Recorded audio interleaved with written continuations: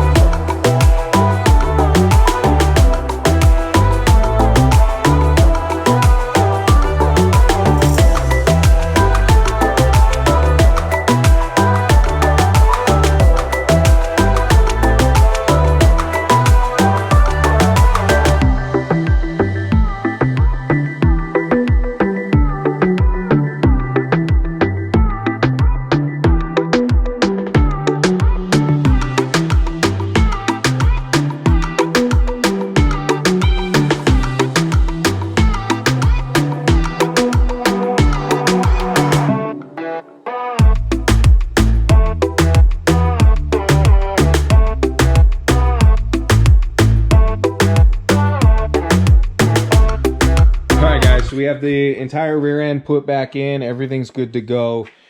All the bolts and everything went back together with ease. And what I did, because I was getting an issue, if you look on the tire here, this is where it's making like contact with the fender itself right up in here. So I went in and I trimmed this just ever so slightly just to get it a little bit out of the way. Hopefully when we get full droop, we'll see if it actually hits.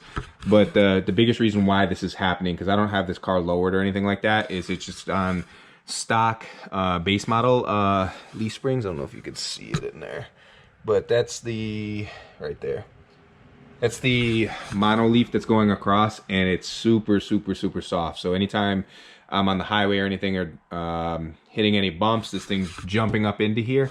And then I did notice when I am at red line almost, so like 5 grand to red line, it's squatting the car so much that it's rubbing in and grabbing this, and it literally makes the whole rear end feel like it's swaying because it grabs it and it's hitting the inside of the fender here. So hopefully that fixes it. We are going to be going with coilovers once they get delivered, just to mitigate any of that ever happening again.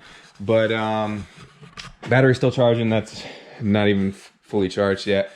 Everything's off. We don't have really much to do. We just have to run all the vacuum and turbo lines and put the turbo kit back on, and then bring this to John, and we're ready for tuning. So hopefully when all the parts come in, we're still waiting on the 2 couplers for the hoses. The actual hose came in for the heater core, and we're going to be extending it so this way these 2 hoses can come up this way and follow along where it is stock, and it's out of the way from the heat and all that. This will be fine if we just switch these 2, so that'll get rid of that, and we won't have any issues with it anything touching the turbo and melting. And that's pretty much it. We'll have everything good to go. I did buy a breather tank, so this is a little bit different than a catch can. So a catch can is something that recirculates it through the intake, and we're just going to be putting 2 10AN fittings on each valve cover, and that's how we're going to be venting the crankcase pressure for the entire system, so we don't have any blow by or anything like that. So we're basically just waiting on parts, and I don't want to put the turbo kit in because the new motor mounts are coming. I bought I want to say they're Darrellin solid mounts, because the motor is got a little bit of flex to it when you're revving it, and I don't want any part of the turbo kit touching, so we're going to go with solid, basically solid motor mounts, so this doesn't happen again, and we'll be ready to go. So just waiting on parts, getting welding gas so we can finish up welding all the stuff, and we'll be good to go. So I think because we're waiting for stuff, the next video, since it's gonna be super nice out, is we're gonna take the Bronco out and we're gonna go into the woods and start cutting down trees and making trails. So be on the lookout for that video. That's gonna be happening tomorrow. I'm gonna try to get it up tomorrow as well. But I hope you guys enjoyed this video and a quick update on the Corvette. We're making slow progress. It's just with everything going on and parts being delayed and shipping and all that kind of stuff, it's just wild. So I'm trying to get as much little stuff as I can and work in between all this stuff as well too. So I really want to get the Datsun back in, but we have to get this finished before we can get that in. So hope you guys enjoyed this video. If you did, please give it a big thumbs up. Don't forget to smash that subscribe button. If you got any questions on anything, just drop them in the comments below and I'll answer anything you guys got. So all right, I'll talk to y'all later. Peace.